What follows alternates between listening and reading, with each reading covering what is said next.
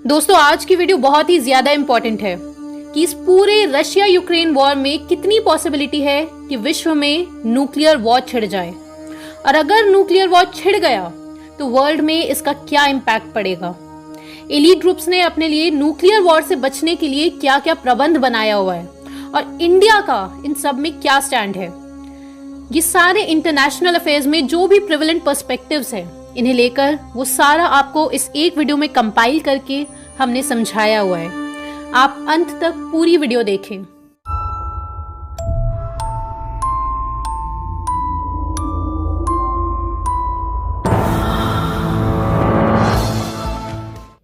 पहली चीज, 24 फरवरी 2022 को यूक्रेन रशिया वॉर शुरू हुआ और ठीक 27 फरवरी को रशिया के प्रेसिडेंट व्लादिमीर पुतिन ने ऑर्डर किया कि रशिया की न्यूक्लियर फोर्सेस को हाई अलर्ट पर डाल दिया जाए। उनका ये स्टेप था एज अ रिएक्शन कि नेटो ग्रुप यानी कि यूएसए और उनके अलाइज ने रशिया पर इकोनॉमिक सैंक्शंस लगा दिए थे और एरोगेंट स्टेटमेंट्स का इस्तेमाल किया था। तो जैसे ही न्यूक्लियर फोर्सेस को हाई अलर्ट पर डाला गया रशिया के द्वारा, ठीक उसी दिन से शुरू हुआ ये फियर कि कभी भी न्यूक्लियर वॉर छिड़ सकता है। और 20 मार्च को ही एक बहुत ही बड़ी खबर आई जिसने सारे मिलिट्री जनरल्स को शॉक में डाल दिया कि पुतिन ने doomsday nuclear evacuation drill order करी है, यानी कि मॉक ड्रिल, कि अगर न्यूक्लियर अटैक हो जाता है तो कैसे सिविलियंस को इवैक्यूएट किया जाएगा। साथ ही पुतिन ने अपनी फैमिली को एक सीक्रेट और अंडरग्राउंड सिटी में भेज दिया है। और दोस्तों, आप जानना चाहते हैं कि ये पुतिन की फैमिली और ये एलीट लोग कहाँ जाकर छुपते हैं, तो आप वीडियो को लाइक कर दो, तो हम आपको इसी वीडियो में आगे बता देंगे। पुतिन का ये स्टेप बहुत ही भयावह है, अपनी फैमिली को अंडरग्राउंड कर देना एक सीक्रेट जगह पर और nuclear evacuation drills carry out करना। पुतिन के इस स्टेप से ऑलरेडी पैनिक में फंसे लोग और भी ज्यादा पैनिक में आ गए हैं। लोगों में इतना पैनिक है न्यूक्लियर अटैक का कि वॉर शुरू होने के एक दिन पहले से ही पोटेशियम आयोडाइड की टैबलेट्स की डिमांड में एक्सट्रीम और सरप्राइजिंग राइज आ गया। ये वो टैबलेट्स है जो सीडीसी के हिसाब से अगर न्यूक्लियर अटैक होता है तो जो रेडियो एक्टिव आयोडीन एटमॉस्फेयर में रिलीज होगा वो डायरेक्टली एब्जॉर्ब करती है हमारी लंग्स और थायराइड ग्लैंड। तो इस पोटेशियम आयोडाइड की टैबलेट से उस रेडियो एक्टिव आयोडीन से बचा जा सकता है, ऐसा सीडीसी का कहना है। फिनलैंड में 100 फोल्ड इंक्रीज हुआ इसकी डिमांड का। बेल्जियम में जिस दिन पुतिन ने न्यूक्लियर फोर्सेस को हाई अलर्ट पर डाला, उसी दिन 30,000 रेजिडेंट्स फ्री पिल्स के लिए फार्मेसी की शॉप्स पर भाग रहे थे। पूरे यूरोप और यूएसए में तहलका मचा हुआ है इस एक टैबलेट के लिए कि इसका प्राइस जो $14 था वो अगले ही दिन $150 का हो गया। यहाँ तक कि जो न्यूयॉर्क बेस्ड कंपनी है एनबेक्स, उसका कहना है कि जितना स्टॉक उनका 6 महीने में बिकता था उतना स्टॉक उनका केवल 5 दिन में ही बिक गया।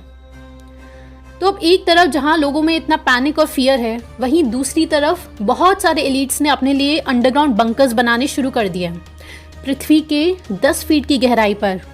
अब ये अंडरग्राउंड बंकर्स क्या चीज़ होती है?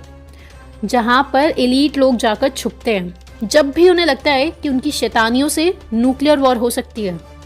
और इन्हें बंकर्स नहीं, 5 स्टार होटल कहना ज़्यादा सही है। यहाँ पर सारी फैसिलिटीज उपलब्ध हैं, सारी electric lines, water supply, internet connection, 6 महीनों के लिए food supply, swimming pool, organic खेती, ऑनलाइन स्कूलिंग, मतलब इतनी सारी फैसिलिटीज हैं कि अगले 6 महीने तक उन्हें बाहर आने की कोई आवश्यकता ही नहीं है। 6 महीने इसलिए क्योंकि कहा जाता है कि अगर न्यूक्लियर अटैक होता है तो रेडिएशंस जो रिलीज होती है वो 6 महीने तक तो हवा में ही रहती है। आप ये लेटेस्ट आर्टिकल देखिए।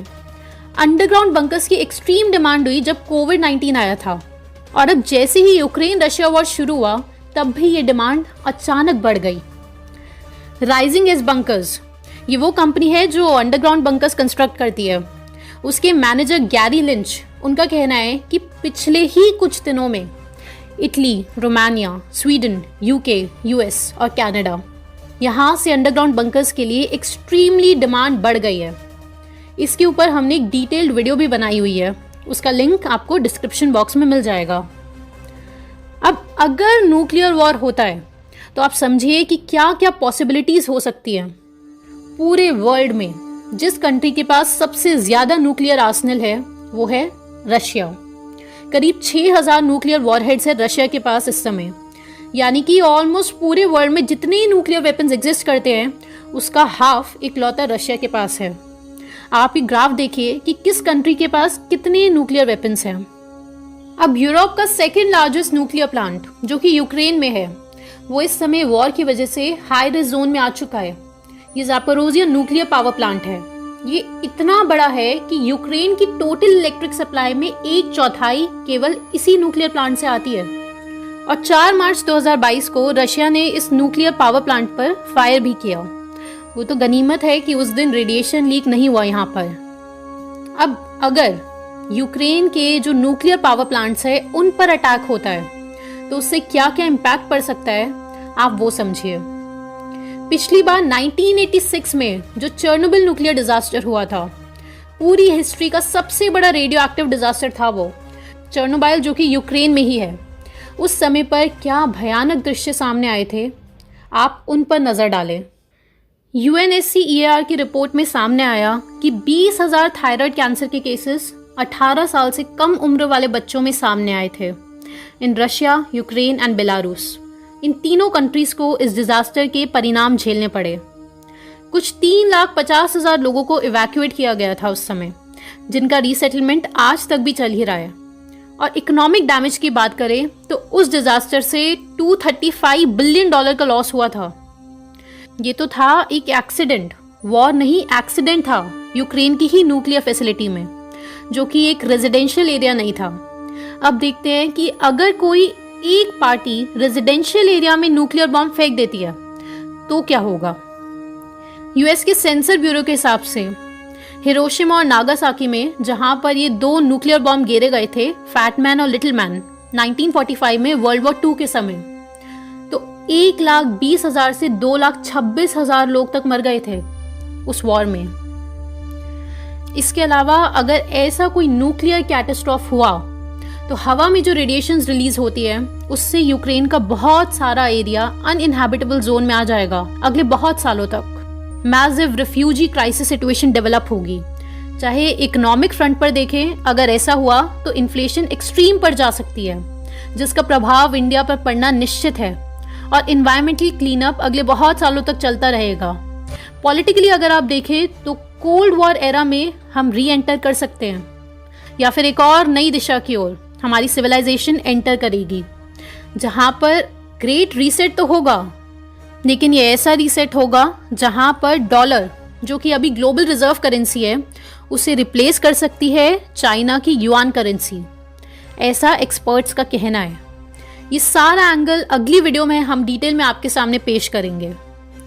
दोस्तों, तो आप हमें कमेंट करके बताएं कि आपको क्या लगता है कि क्या जनता में फियर क्रिएट करने के लिए किसी प्लान के तहत ये लड़ाई दिखाई जा रही है, ताकि लोग प्रोटेक्शन की डिमांड करें और वन वर्ल्ड गवर्नमेंट की तरफ बढ़ें, जिसे तकनीकी भाषा में बोलते हैं प्लान्ड व्यू ऑफ हिस्ट्री। या फिर ये हकीकत की लड़ाई है जो कि टीवी मीडिया दिखाती है, जिसे बोला जाता है एक्सीडेंटल व्यू ऑफ हिस्ट्री। आप कमेंट में अपनी राय अवश्य रखें। आप अंडरग्राउंड बंकर्स के बारे में डिटेल में जानना चाहते हैं, जहां पर ये एलीट लोग जाकर छुपते हैं, तो आप इस वीडियो पर क्लिक कर लीजिए।